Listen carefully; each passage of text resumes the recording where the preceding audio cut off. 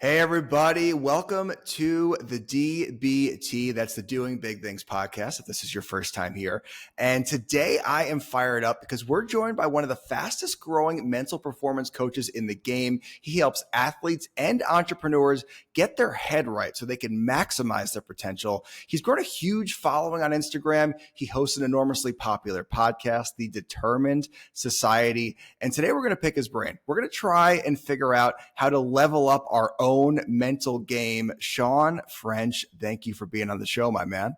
Dude, thank you so much, bro. That intro was freaking amazing. Thank you. Nice, dude. You know, from a fellow podcaster, I certainly appreciate that compliment, right? We gotta make the intro as impressive as possible, but talking about you, it's not that tough. I'll be honest with you, man. You've really grown a really impressive brand here and really not too long of a time, which is really what's super impressive about it. I mean, when did you really, you grew up in Northern California, mm-hmm. You know, you earned an athletic scholarship at Louisiana State University.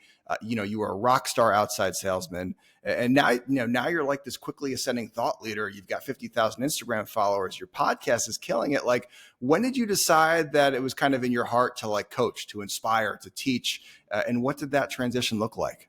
Dude, that's a great question, man. So I remember, there was a time probably around 2014, I was introduced, or 15, I was introduced to Andy Frisella's MFCEO project.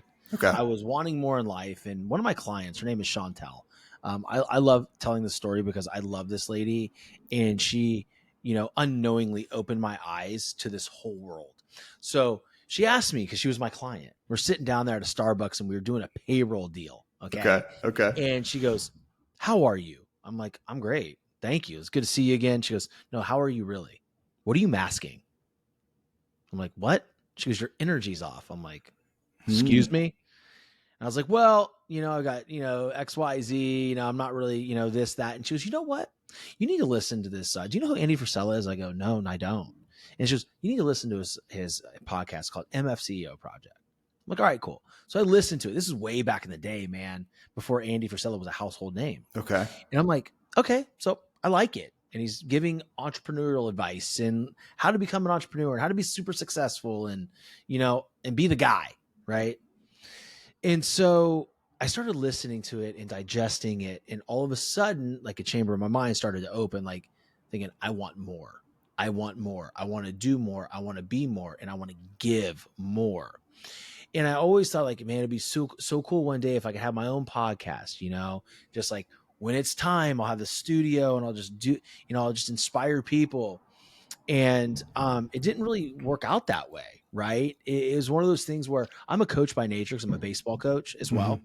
I wear very many hats. And, I was sitting there one day, probably right around when COVID started. The first year of COVID in 2020 was July, and I was super fat. Like, so fat. Me and my family, we go to the beach, and I'm like hiding behind my wife, taking pictures. Sure. Like this. Like, there's my face and there's my arm, so you can see how fucking fat I was. And true story, dude. Yeah, I can show you the picture. And I just we finished the vacation, and we were on the way home, and I just looked at her. I go, "I got to do something." She goes, "What? What's wrong?" I go, "I got to join a program or something. I got to do something." It's like, I'm so out of shape. I'm a former Division I athlete. This is not good. Like, nothing good's going on. Right. And other than my sales career, right? I was just trading time for money, sure. Super stressed, working on holidays, all these different, things that, would make someone puke if they really had to do it.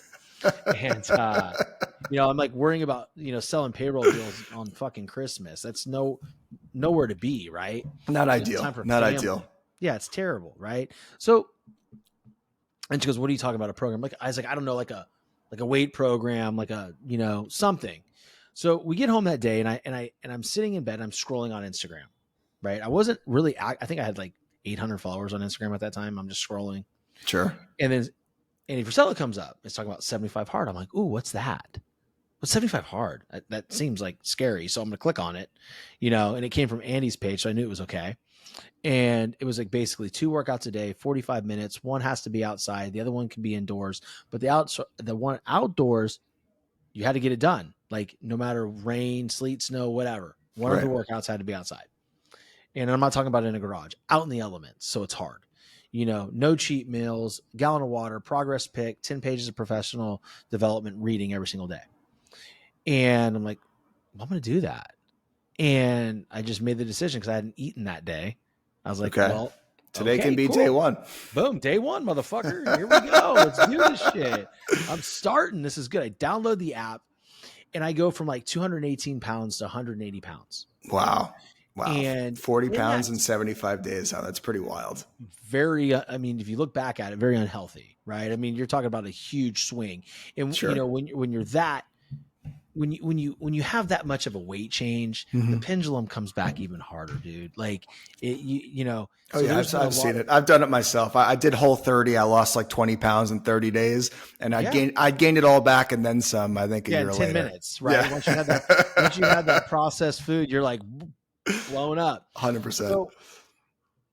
So throughout 75 hard though, I had these moments where I was really frustrated with what I was doing, right? I was like, there's more. I meant for more. My purpose is bigger. I don't know what it is. It got to a point where it was frustrating me so badly. Like I was so angry. Like I'm getting in this great shape, but like I didn't want to just be a medical device sales rep. I wanted to do that, but I also wanted to inspire. I want to coach people and help people, but I didn't know it yet. And then all of a sudden, like someone asked me like, hey, they wanted me to do this like direct sales thing, like this multi-level marketing, whatever. Sure. Like, but you got to build your brand first. I'm like, well, what's my brand? What are you talking about? She goes, I don't know. Ask your community. I'm like, my HOA? Like, what the fuck? They just know me as a guy that's running around everywhere, right? Right. And she goes, no, your Instagram, your Facebook community. So it's like, okay, well, explain. She goes, I need you to take a picture, put a picture of yourself on your stories and say, what is the first word you see when you look at me? What's the first word that comes to your mind when you look at me? Yeah. And I got some great ones for my friends. Like it's like douchebag, dipshit. Right. So we did not direct the brand in that direction. Yeah. So I'm like, well, it's not dipshit. I can't put that one out there. But a lot of what came back was coach, baseball, but an astronomical amount came back determination, determined. And so from that point on, I was like, I just want to wake up in a determined society where people wake up and chase their fucking dreams no matter how they feel, right? Because they have this higher purpose. They know there's a bigger calling. And I slapped the word "the" on it. So the Determined Society. And I created a Facebook page. And I'm driving down the road one day and all of a sudden I'm like, fuck, I could do a podcast. Why not? And it sucked, bro. Brett, my first recording, I'm sitting in this den because I'm in a den right now. Nice. And it was just shit was everywhere. Yeah. And I'm talking into my cell phone and it just sucked, man. But dude, like people were listening to it and I'm getting text messages. Hey bro, saw you do that podcast. It's really cool, man. Dude, fucking keep going. I'm like, okay. And then I would go to the gym and I would come out and I would have a thought. I would have a download and then I would get on the Anchor app and I would drop this episode. Right. And it was very inconsistent at the beginning, but eventually once I learned I can take the Zoom because I was using Zoom back then. Right now I use Riverside just like yourself. Mm-hmm. I took my Zoom recordings. I started uploading them to Anchor because, as a creator, you got the video feature earlier. Right. And that's when it started happening, dude. Very cool. And for a while it was like, no one was listening. No one was watching. It was like, crickets. But then all of a sudden, like my interviewing skills got better. The guests got better. The conversations got better. And here we are. So you started the podcast during COVID. Yeah.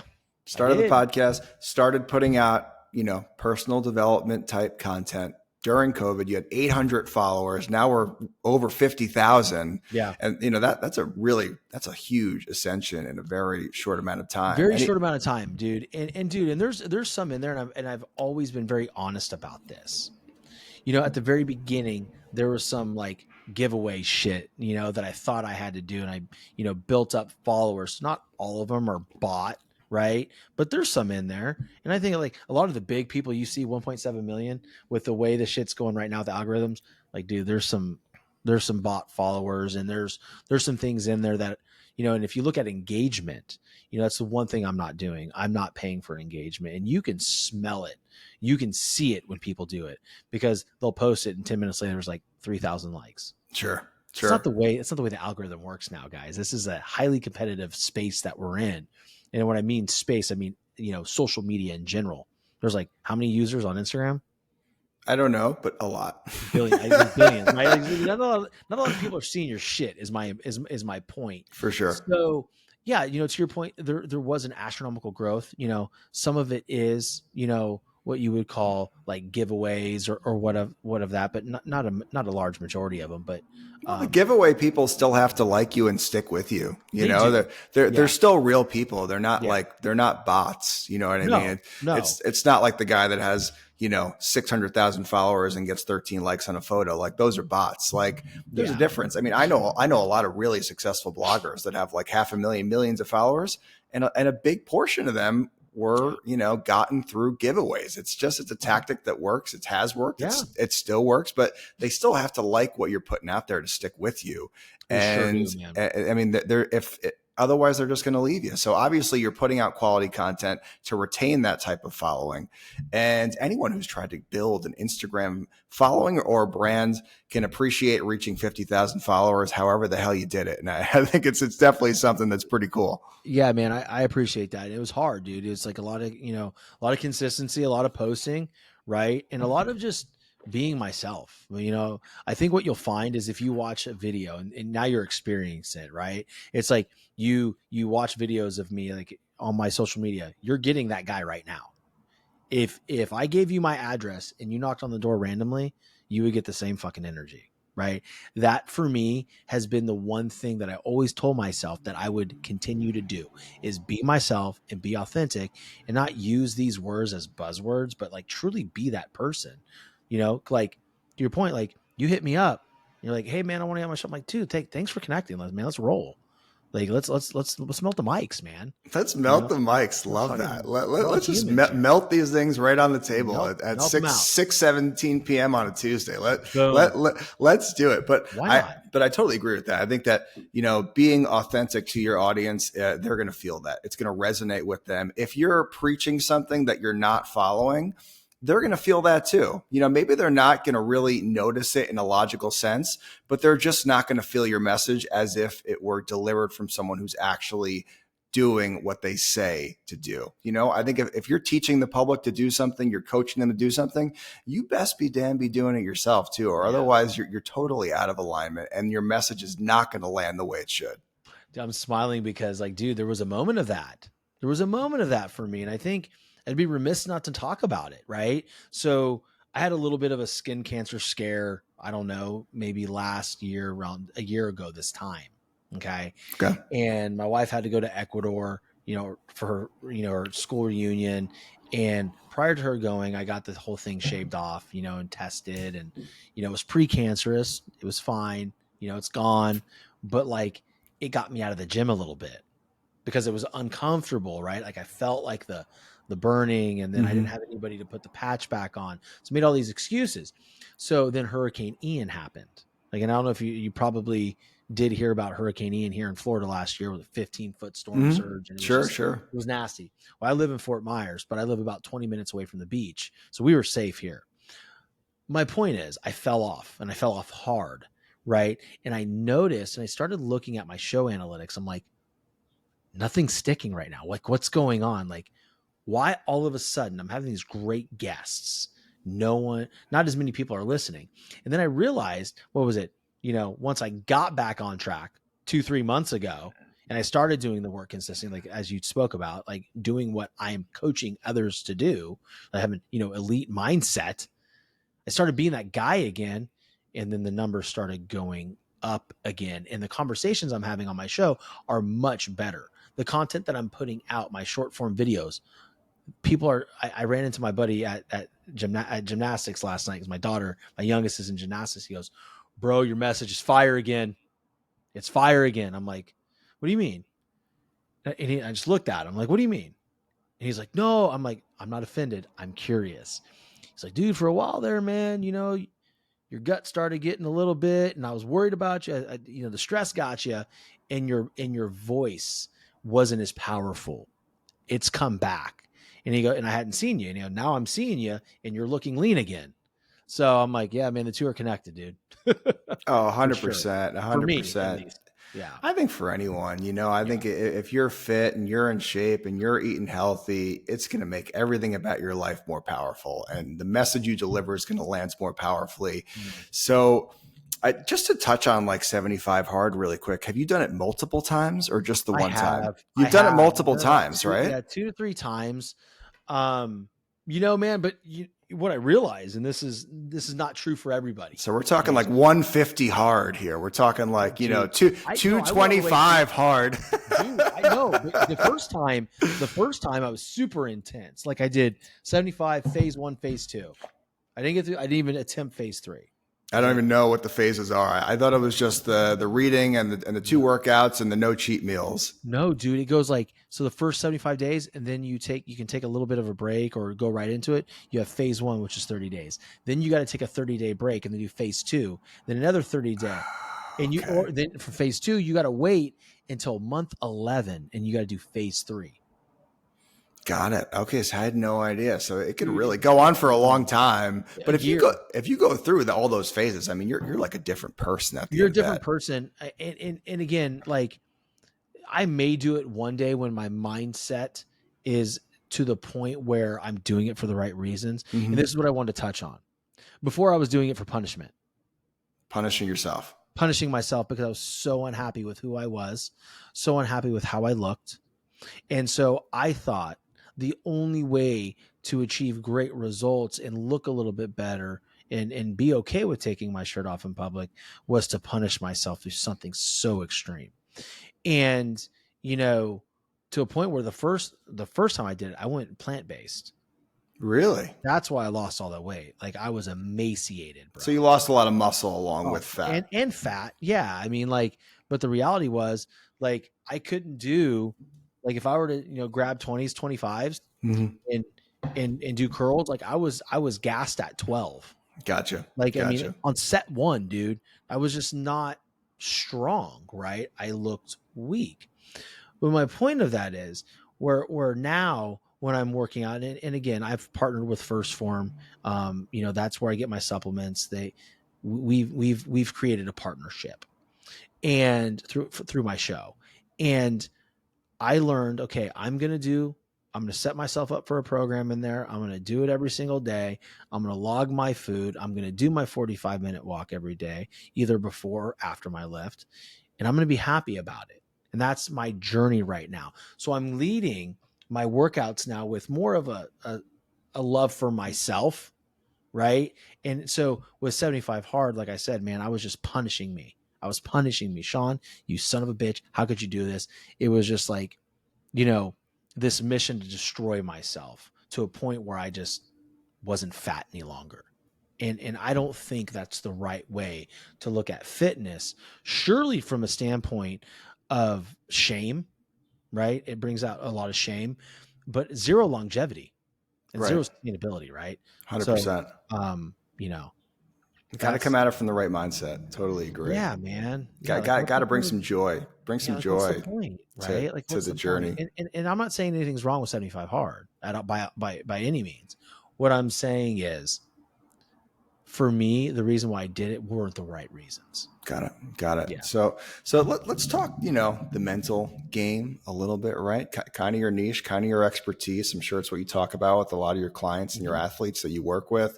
And I'm sure that you see a lot of, limiting self-beliefs with the teams and the clients, that you are coaching. What are the most common, limiting self-beliefs that you come across? The one thing that I see mostly with today's athletes, and it rang true for me, is one, there's a fear of the unknown. Okay. That doesn't go away as we get older. Like we fear the unknown. I fear the unknown all the time. For sure. The difference is how I respond to it now, right? As a collegiate athlete or a high school athlete or even a little league player or, a young boy or girl playing AAU basketball, they don't really know how to filter that information. So what I mean by that is you see an athlete say, hey, I am really afraid of the unknown. I don't know where I'm going after this. And then it paralyzes them in that very, very moment.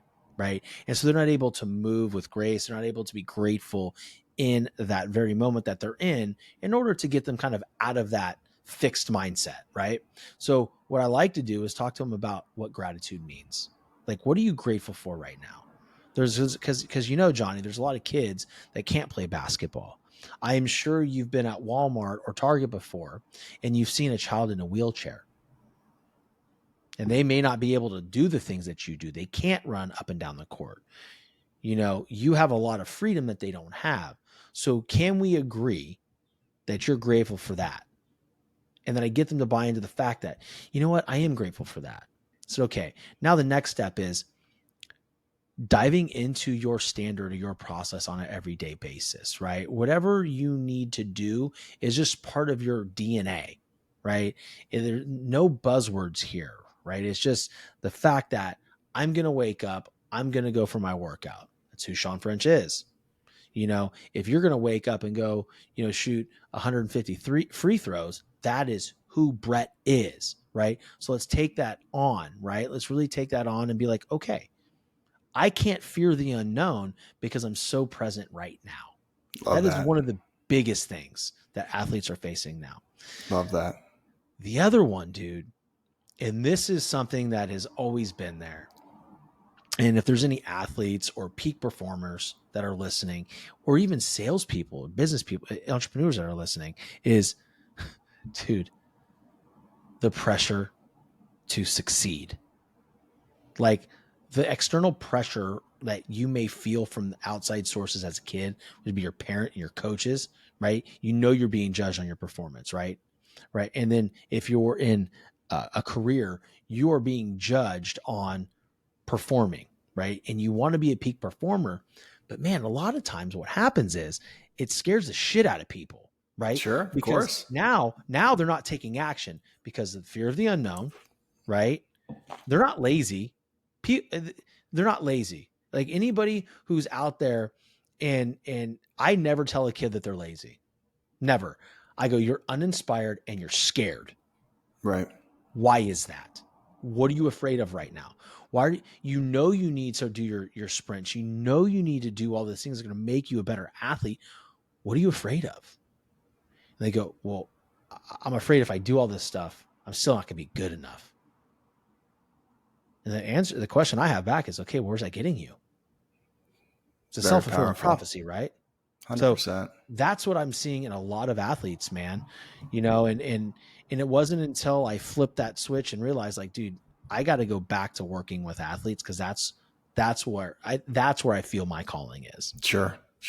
Very cool. And I love how it all comes back to, being grateful, right? I think that, we can overcome a lot of the fears that are in front of us that are holding us back from taking action towards our dreams. If we just get grateful in the moment for what we have right now, the opportunity that we have right now, that's powerful stuff. And it's important to, have a gratitude practice, whether that's journaling every day or maybe once a week, or maybe just on your car ride home the same time every day. Pick out one or two things that you're really grateful about today in this moment, whether it's a relationship or something that happened to you during your day.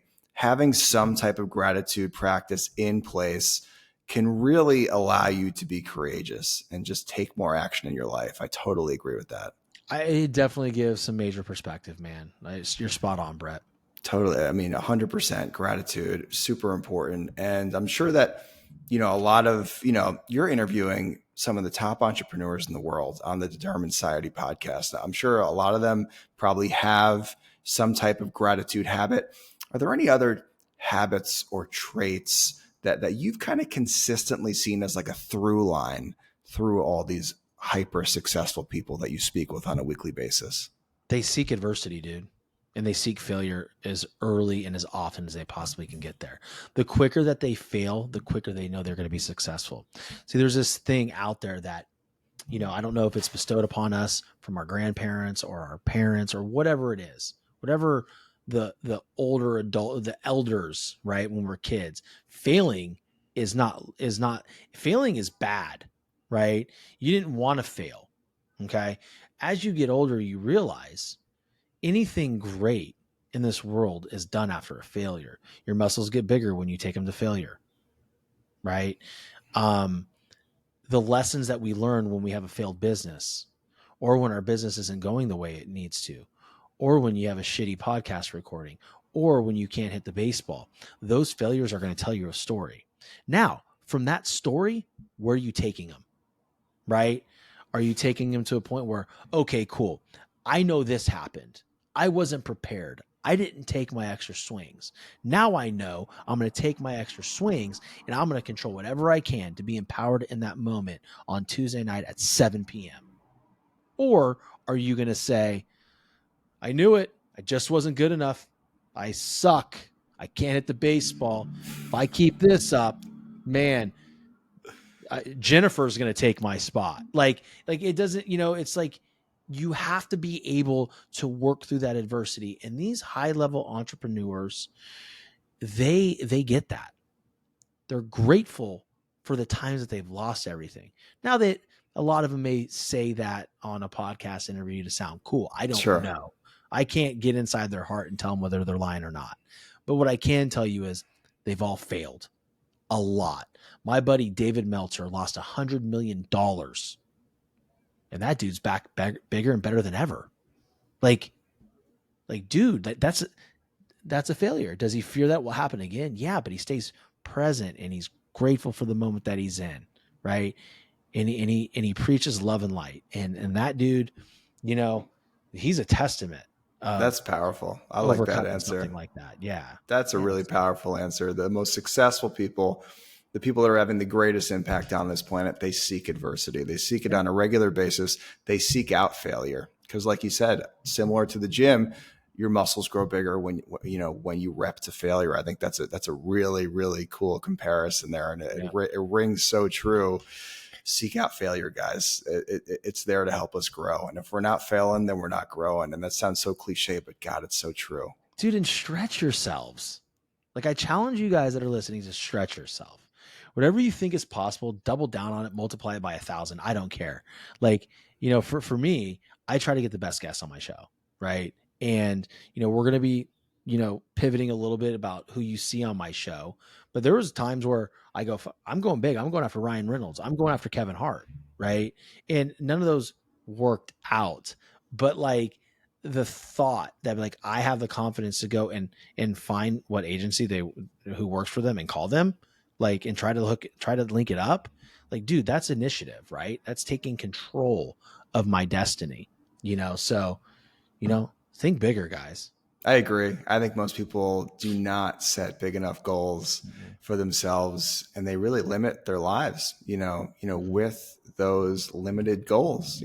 Set big goals. Just by setting enormous, audacious, crazy, amazing goals, you're kind of already setting yourself away from the pack, because 90% of people out there will never write down that goal, will never even envision that goal because they think they can't accomplish it. But by just setting that goal, writing it down, you've almost put yourself in another class. Dude, it's a good point, and I want to take it a step further, dude. I think you're going to love this. So I haven't told you this, but I'm creating an online athlete community to where we hop on, a Zoom call once a week. We talk about, elite mindset versus fixed mindset, and really diving into the mental peak performance of these athletes, right? Because you can train the body all you want, but if you don't train the mind, you're done. Like, you're 100%. Done. You can go play little high school sports and maybe low level Division II, Division 3 or whatever, some small school. But if you train your mind, you're going to go a whole lot further, right? And I had known that earlier, maybe I make it to the major leagues. I don't know. But this is the one thing that I'm super excited to work with these athletes on is standards versus goals, right? So if I focus on a goal, right, of being an entrepreneur 100% by the end of this year, I'm probably going to fall short, right? Because I'm going to paralyze myself. I'm going to have that fear of the unknown, the fear of failure, right? Sure. The performance anxiety of the fact that, pressure to perform. But what if I say part of my standard is to reach out to 5 athletes a day, every single day, do my own workouts, put out great content, talk to athletes, and then do it over and over and over again? How quickly am I going to build my online athlete community? Pretty quick, because you're committing to the process. because it's my standard. It's what I'm doing. I'm not focused on the goal. Now, I think everybody should have goals. I'm not saying goals suck, guys. That's not what I'm saying. What I'm saying is if you are struggling to hit your goal, think of it that way. The standard. What is your process, right? And do that every single day. Make it a part of your DNA. That's what Brett does. He wakes up, he contacts all the badass podcast hosts and great entrepreneurs that he wants to interview. You're going to get them, and your show's going to grow from it, right? So I always like to take that a step further because it helps the athletes because they're focused on the performance goal. But what if we didn't focus on that? I totally agree. I think, yes, having the goals in the peripheral and looking at them and knowing what you're striving for is important, but committing yourself to that daily process, that daily standard is even more important. I mean, I had on a New York City mega successful real estate agent like a month ago. His name is Mick DeStasio. I mean, it's literally, he doesn't have a team. It's just him and an assistant. And, he's doing over $1 million in revenue a year just by himself. And I asked him, I'm like, how do you organize your quarterly and, your yearly goals? And he's like, I set yearly goals. I hardly even look at them, but here's what I do every single day. And that's all I really care about. And I really think when you break it down and you just hold yourself to a daily standard of tasks that you're going to hit hell or high water, that's going to get you a lot farther than just looking at some vision board, every single day. Vision boards work. Vision boards work, but they're half the story, right? For sure. They're half the story. It's not like you're going to blink and a Lambo is going to be in your driveway. Right. And I'm for the vision boards and the affirmations. I'm with it too. But but the daily process is really what's going to get you there. I think affirmations are great, dude. I think, where I get really, I guess, agitated with affirmations. So that's one of the talking points that is affirmations work if you do. Of course. There's too many people right now, standing in the mirror, looking at themselves. I am worthy. I am this. I am that. And I get it. And I love it. Great. And you are worthy. You are all those things. But why aren't you working at it? For me, it's about the affirmation backed up with the action because one doesn't work without the other. 100%. 100%. I think it can be helpful to have maybe a mantra that you go back to internally when you're feeling a little stuck, when you're feeling a little resistance to work. One that I heard a long time ago on a really good podcast, Impact Theory, Tom Bilyeu, is when I make a plan, I follow through. That's who I am, and that's why I win. And that's one that stuck with me. It's one I say to myself every single day when I'm only halfway down my to-do list and all I want to do is sit on the couch and watch golf. I'll say that to myself a couple times and it really will get me to continue taking the action I know I need to take. That's so powerful, Bo. That's so powerful. And that is like everything. That is the key to being successful in athletics. It is a key to being an amazing realtor like you are. It is a key to anything, right? Like make a plan, stick with it, do what you said you're going to do. That's it. It's pretty simple when it comes down to it. Of course, simple to say, not simple in process. No, that's the thing, right? There's the catch. But if you acknowledge how important it is, and when you make a promise to yourself, you realize how incredibly important it is to keep integrity with yourself, then I think you can really start picking up some serious momentum. If you make 5 promises a day to yourself and you just keep knocking those 5 promises down, then it's almost like you become superhuman. And it's like whatever I write down in this paper is going to happen because I know I'm going to keep this promise to myself. Because you become that dude, that girl, right? That's just that force to be reckoned with, right? Like I said I was going to make those 5 calls today. I made them and I got 1 appointment. It's awesome. It's 100%. Awesome. 100%. I'd say one other thing that I've seen as kind of like a through line from all the top performers that I've spoken with across various industries on my podcast is, the top performers I've spoken with are all very clear on their why. They know why they work as hard as they do. Now, curious if you coach your athletes and the people you work with on how to discover their why and if it's important to maybe remind themselves of their why on a regular basis. No, I do, man. I think it's different for everybody. And I think it changes as that person evolves, right? So like the Shawn you're talking to now is a different version of Shawn 4 months ago. Sure. Right. We evolve as human beings. So I always want them to connect for the reasons why if someone tells me I have to go play, like my son, this is a funny one. He's 9. Daddy, I want to go play baseball at LSU. Why? Well, how did you come up with that? Like, what would that mean for you? Well, that's where you played. I said, okay. Does it mean that you need to go play there? Like what, I go, and I'm all for it, but he's 9 though. It's a little early for that. But for me, I like to ask my athletes, like, where's this coming from? Like truly, what is it? Like, and I get a lot of this, if I look back to me when I was in high school, my why for being a badass on the diamond was because it stopped the bullying. Interesting. I got bullied a little bit until, one day I had to put the bully down after baseball practice, and it was just one of those things, man. I was scared out of my mind. He came at me. He had me down. He was stronger than me, bit me in my lat. Right. And I finally got up. I pushed him against the rails and he came over and I hit him once and I split his eye. Damn, he bit you in the lat, huh? I'm like, what are you doing? Are you biting me? Let me up, man. Who bites a man in the lat? Ken keeps Jesus. And Ken, if you listen to this, I love you, dude.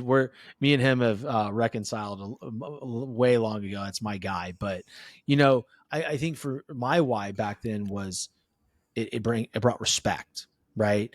So I think that people do need to dive into it because a lot of it can be ego driven. And, we do want to stay away from that. We wanted to make sure this is really what you want to do. But, when people ask me what my why is, man, I just want my kids to see me do really cool shit. I want my kids to know that anything's possible if they put the work in and they make it a part of their DNA. Right. So that's what I'm shooting for. Right. I love that. My kids are old enough to see like my podcast studio in here. Well, in a year or two, when they walk into a full on facility and they see what daddy created, it's going to show them a story, right? That they can do the same thing. And they can also see it didn't start like that. They know I'm in the trenches right now. That's a great upstairs. Why. They're upstairs like church mouses right now, like waiting for me to cook dinner. It's like God bless they them. know it. God bless him. I mean, my 60-month-old is downstairs too. I think when we finish up, we'll be cooking him dinner. But I think that's a powerful why, man. So your kids can watch you do really cool shit. And I think that is really powerful for your children to watch you go out there and go for your dreams. It's going to teach them to do the same. I think a lot of parents feel like, well, I've got children now. I'm going to sacrifice my dreams, just to go do a job I'm not passionate about to pay the bills. But the truth is they're watching you do that. And then they're probably going to do that. So I think the best thing you can do as a parent, of course, spend meaningful present time with your children, but you got to be going for your dreams because that's going to teach them to do the same.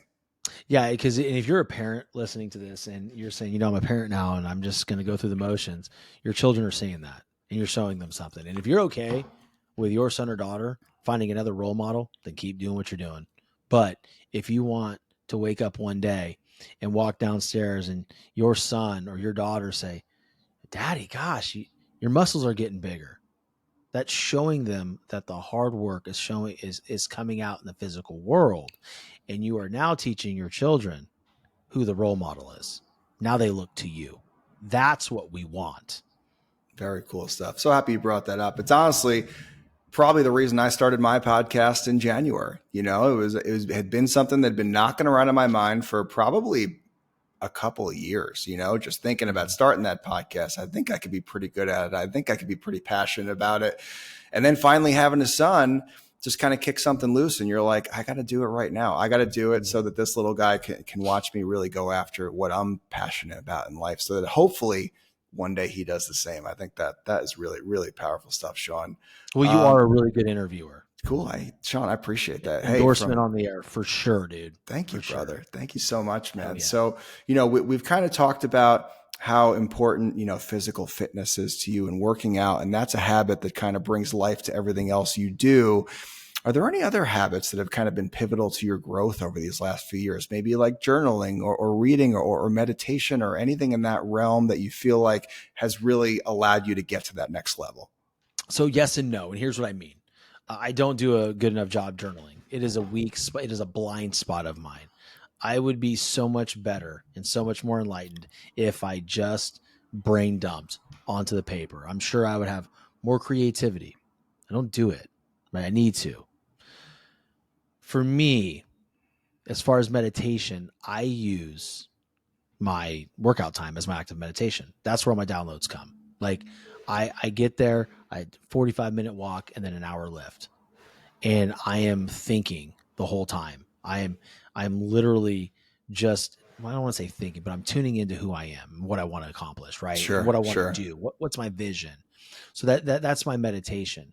But the other thing is I'm very strategic, right? So Yeah, when I'm planning out my work day or planning out my days where I'm in the studio shooting, yeah. it's on it's in a physical planner, pencil written in, Love like that. who I'm interviewing at what time, exact time, what time am I eating, what time am I doing my workout, what time am I going to go for a walk later if I'm going to do an evening walk, right? Sure. Like all of these different things, right? Like for me, to your point, like you do, you have a plan, you got to stick with it. So if I put it on paper, it has to be done. Like I can't go to bed without it being done. So those are the two things, man. Active meditation in the gym. And so then when I don't lift and I'm miserable that day. Right. Sundays are really hard for me, dude, Yeah. because a walk just doesn't do it for me. Like it doesn't. Like a lot of times I think like I still need to go to the gym and I should probably just add like an hour long ab day and a Right. 45-minute walk because for me, like I like the routine. For me, routine, planning, and then the active meditation is huge. Love that. I love that. And I think, yeah, time blocking, what you do in your calendar there is just a super effective way to really get a lot done. So yeah, I do the same thing in my calendar. The next day I'll try and fill in the blanks. Like, when am I going to work out? When am I going to prepare for that next interview? When am I going to script content? Whatever it is, I think Mm-hmm. just waking up at whatever time you wake up, 5 a.m., 6 a.m., 7 a.m., and really having a crystal clear idea of what you want to accomplish and when you want to accomplish it can make all the difference, as opposed to just waking up and having like a few different to-dos wander around your brain. You've got like a million things that you've got to get done, but you're not going to get them all done today. And I think just knowing when you wake up in the morning what you want to do and when in your day you're actually going to get it done is really something I see a lot of high achievers do. Yeah, and dude, I think one of the biggest things that people are, lying about social media is you have to wake up at 2 a.m. or you have to wake up at 4. You guys, no, you don't. You know what works for you. If you have to wake up at 4 a.m. to get a workout in because that's part of your what your non-negotiables are, then dude, wake up at 4 a.m. There's days where I won't wake up at 4 a.m. I'll get my workout done in the evening, right? I really like to get it done in the morning, but if I have to be somewhere early for work, I'm not. It is what it is, right? So don't shame yourselves because you're not waking up because that influencer told you have to wake up at 2:58 a.m. You fucking don't. You don't. You need to be strategic. You need to plan your day. You need to follow through with your word because that's what you have to stand on. Doesn't matter what time it gets done, as long as it gets done. Totally agree. I've talked to high performers that wake up at 4:30 a.m. I've talked to some that like to sleep until 8 a.m. and they do their best work between the hours of like 6 and 10 p.m. I think everyone's a little different as when they're a Yeah. peak performer. You got to know thyself. You don't have to wake up at 5 a.m. or 4 a.m. or whatever that CEO wakes up at. You got to figure out what works for you. Just a couple of things, but before we wrap up here, I'm a big believer in input determines output, right? So, someone like yourself who's really just grown a really large brand in the thought leader space over the past couple of years is someone I'd like to ask this question. Anything in that span, maybe just before this rise or maybe during it, books or seminars that have been most impactful for you? I'm pretty internal, man. I do like seminars. I do like books. They don't really drive me though. I use them for information. I use them for, um, I guess you would say, inspiration to know what's possible. But one of my favorite books is Shoe Dog by Phil Knight, Okay. The Nike story. I'm looking at my bookcase over here. Nice. Think and Grow Rich is a really good one that I love. Classic. um, got me to visualize, got me to, think about things a little bit deeper than just on Sure. surface area. Um, the one that I'm just staring at that I just I can't seem to finish his Jay Shetty's Think Like a Monk. I just can't do it. It's just chilling me out too much, man. I'm gonna fall asleep. I read it. I Um, read it. It's it definitely inspires me to want to meditate. But I yeah, agree. It's not not my jam. it's not good. Not Get my out there jam. and kick ass personal development literature. Yeah, no. So I would, the Atomic Habits is really good. But as far as seminars, no, not really. Um, what really drives me is having amazing conversations like this Sure. with my guests on my show, because dude, it's 45 to 60 minutes of uninterrupted time with high level people. Like, holy shit. Like, you don't need to go to a seminar for that. Like, I use it as coaching sessions. 100%. Like, think about that. Like, that's why I'm trying to extract all this amazing information from all these individuals to give to my audience. But also, I'm like, what perspectives can I use? You know, am I doing any of this, or am I doing anything detrimental to my business? Right. It's all a learning experience. So for me, it's really the active work, right? I love that. And that's actually kind of the reason, maybe not the reason, but maybe what helped me get over the mental hump of starting a podcast. That I was like, you know what, maybe if I go out there and I make 100 episodes and it totally flops and no one ever listens, at the end of that 100 episodes, I would have gotten face to face with 100 incredible people. And that alone would be worth it. So that was kind It's of a weight in like, gold, bro. that is really kind of how I got myself over that mental hump and actually got this thing started. Was, I kind of made that deal with myself. Hey, listen, maybe this thing won't work out. Maybe it won't be successful, but you're going to get face to face, voice to voice with some incredible people, and you're going to grow a lot just because of that. And dude, and when you got to think about it is define success. 100%. How do you define a successful podcast? Like, for me, it's about what connections are you going to make? Like, before this, we were cool. We would email back and forth. We'd message. Dude, now we're going to be friends. No, we're bros now, Shawn Yeah, French. like straight up. And like anybody who knows me, like knows that's what I fucking mean. Like straight up, you build some amazing relationships doing what we do. And I think the reason, outside of like, everybody interviews assholes and you're like, all right, I'm not going to be cool with that guy or her. They're a shit show. You don't want to be a part of that. But like, we know how much goes into it. We know about the post-production. We know about, it costs money to have this amazing Riverside program, right? We know it costs money to have these microphones. We know it's, time is currency, and we know all these things. And so you tend to respect that fellow podcaster much, much more than, somebody you're seeing on YouTube, right? Or down the street. It's 100%. like, fuck, I get this guy, like I know what, 100%. I know what's going on right now, right? I get it. So, yeah, I mean, you got to do the prep for the podcast. You've got to book premium guests. I mean, that's another big part of the equation. There's certainly more that goes into it than just showing up with the iPhone and recording a voice note, like we've both done, dude. like we've both done. Like we both. I look back at it, man. It's just like, seriously, Shawn. The first ever show was just like, it was just bad. Dude. Gets the ball rolling, though. It gets the ball rolling. And that's the most important part. And I'm sure I feel it too. I feel I get a little better every time, a little better at directing the conversation in a place that's going to be valuable for the audience. It's like, how can I extract as much wisdom from my guest as I possibly can so that my audience can take away one tidbit, implement it in their life, and be better because of it. So, I love it, man. Last question here, one I like to end on is like, for anyone listening right now, and maybe they're in a job or they're in a business and they're not really seeing a lot of growth. They're not feeling really passionate about what they're doing right now. For lack of a better term, they're feeling stuck. How do they get unstuck? Well, I think first you got to be really honest with yourself and look in the mirror and say, am I doing everything that I need to do? Right? What does that mean? Like that person that you're wanting to be, whether it's a 6-figure earner or 7-figure earner, whatever that means to you. What would that person do every day? And then ask yourself, are you doing that? Right? And then get really clear on, you're probably not, right? Because that's really one of the leading indicators that we're not where we're at, is where we want to be, is because we're not doing everything we need to be doing. Right? So identifying that and then creating a plan to do that. and then just sticking to it, and be willing to fucking suck at something.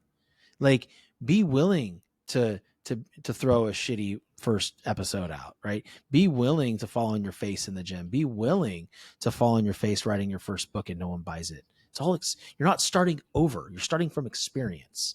That's the point, right? So just be honest with yourself, dissect your every move, and then move forward in either direction.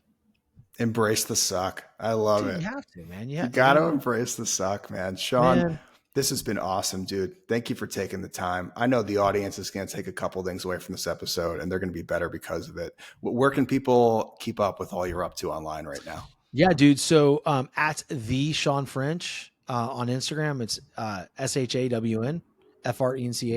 You can shoot me an email, Shawn.French@thedeterminedsociety.com. Like, dude, shoot me a message, guys. Follow me, follow along, engage. I'm an open book. If you guys want to chat, I'm not going to be someone that ignores you. I'm actually one of those people that actually reads the requests. And if you're not trying to sell me Bitcoin or, try to sell me engagement packages, I am so down. And Brett knows this. I will respond as soon as I get the message. Good stuff, man. Thanks for being here. Everyone out there, thanks for being here as well. As always, if you've got some time, we always appreciate an honest review. That way we can get this message to more people down the road. Until next week, guys, get out there and do big things.